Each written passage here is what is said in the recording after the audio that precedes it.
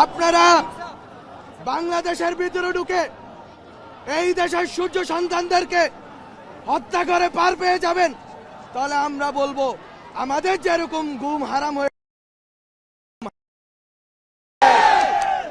আমরা অলরেডি আমাদের মাথায় বাউন্টির মতো বাউন্টি হান্টিং এর মতো আমাদের অবস্থা হয়েছে। আমাদের সবার মাথার দর নির্ধারণ হয়েছে, আর ঘরে বসে থাকার সুযোগ নাই।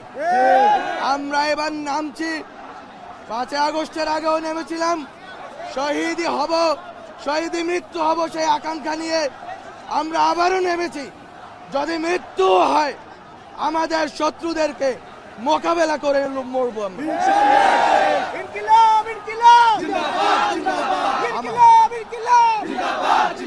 আমাদের এই প্রথম দাবি খুবই স্পষ্ট, আমরা এই খুনিদেরকে ফেরত চাই। এটা কোনো সুশীল দাবি না, এটা খুবই ইফেক্টিভলি কিভাবে আদায় করতে হয় সেটা আমরা জানি। আমরা শেখ হাসিনাকে তাড়িয়েছি, এখানে ভারতের ইস্টাবলিশমেন্টকে আমরা কোয়েশ্চেন করেছি। ভারতের সুযোগ ছিল, বারবার আমরা বলেছি এই দেশের জুলাইকে আপনারা স্বীকার করুন, এই দেশের পরিবর্তিত পরিস্থিতিকে স্বীকার করুন, এই দেশের রাজনৈতিক পট পরিবর্তনকে স্বীকার করুন। এই দেশের তরুণ সমাজের সাথে আপনারা আর খেল তামাশা দেখায়েন না। আপনারা এই গণতান্ত্রিক প্রক্রিয়ায় আজকে আমরা এক কঠিন সংকটময় পরিস্থিতিতে এসে পৌঁছাইছি। আমাদের সামনে নির্বাচনের মাধ্যমে গণতান্ত্রিক রূপান্তর হবে এবং গণতান্ত্রিকভাবে যেই দলেই ক্ষমতায় আসুক তারা এই দেশের স্বাধীনতা, সার্বভৌমত্ব, নিরাপত্তা, অখণ্ডতার লক্ষ্যে শক্তিশালী ভূমিকা রাখবে। এতদিন পরে বাংলাদেশে নির্বাচন হবে, সেই লড়াই আমরা করতে চেয়েছিলাম।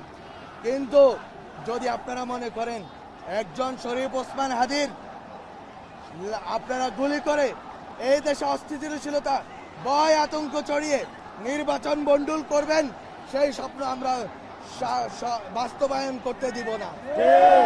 এই দেশে নির্বাচন হবে,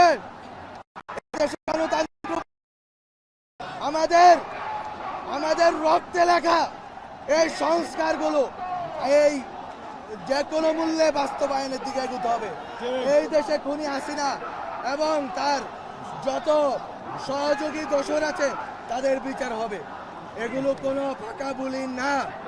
আমরা জেনে গেছি আমাদের মৃত্যু অবধারিত, সুতরাং আর পিছপা হওয়ার সুযোগ নাই। আমরা এখনো আমাদের প্রতিবেশী দেশের গুড উইলের দিকে আমরা কিন্তু আর বেশি দিন তাকিয়ে থাকবো না। আমরা বলতে চাই এখনো হুঁশে ফিরেন। বাংলাদেশের ভিতরে যারা বাংলাদেশের বিরুদ্ধে ষড়যন্ত্র করছেন, হুঁশে ফিরেন। আমাদের তরুণদের রক্ত দিয়ে আপনারা যদি মনে করেন আপনারা ক্ষমতায় আরোহণ করবেন, তাহলে সেই স্বপ্ন বৃথা যাবে। রাজনৈতিক দলগুলোকে বলতে চাই, রাজনৈতিক দলগুলো নির্বাচন চেয়েছে, এই সরকারের মেয়াদ এতটুকুতে কমিয়ে এনেছিল। আমরা অনেক প্রতিবাদ প্রতিরোধের মধ্যে অনেক কিছু আমরা সামনে নিয়ে আসতে পারিনি, কিন্তু আমাদের বক্তব্য খুবই ক্লিয়ার যে নির্বাচন যেহেতু হবে, গণতান্ত্রিক দলগুলোর উচিত হচ্ছে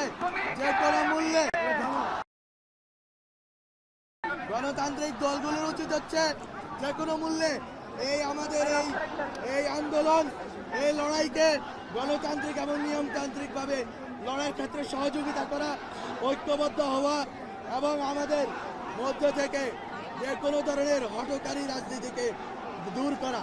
আমরা চাই না অন্য কোনো কিছু লক্ষ্যবস্তু হোক, আমরা চাই লক্ষ্যবস্তু হবে একটাই, আওয়ামী লীগ এবং তাদের দোসররা। আওয়ামী লীগ এবং তাদের দোসরদের যদি তারা আমাদের থেকে আমাদের বাইকে কেড়ে নেয়, তাহলে আমরা হুঁশিয়ারি দিতে চাই, আওয়ামী লীগ ও তাদের দোসরদেরকে হুঁশিয়ারি দিতে চাই, আমরা কিন্তু বসে থাকবো না।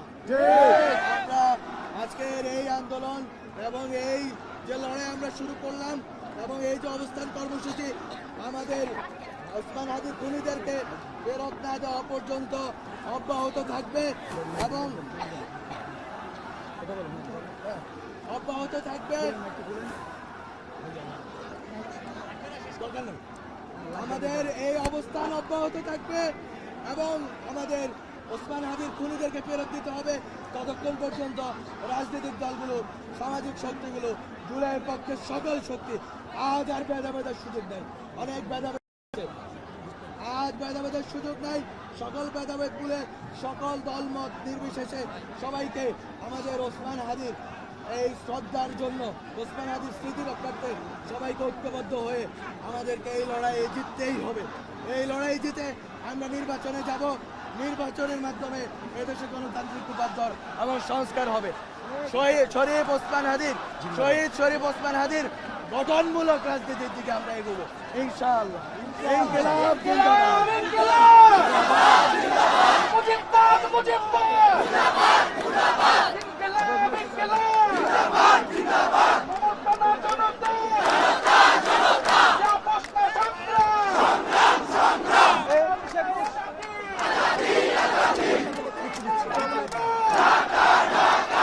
বুমগুলো দিয়ে দেন।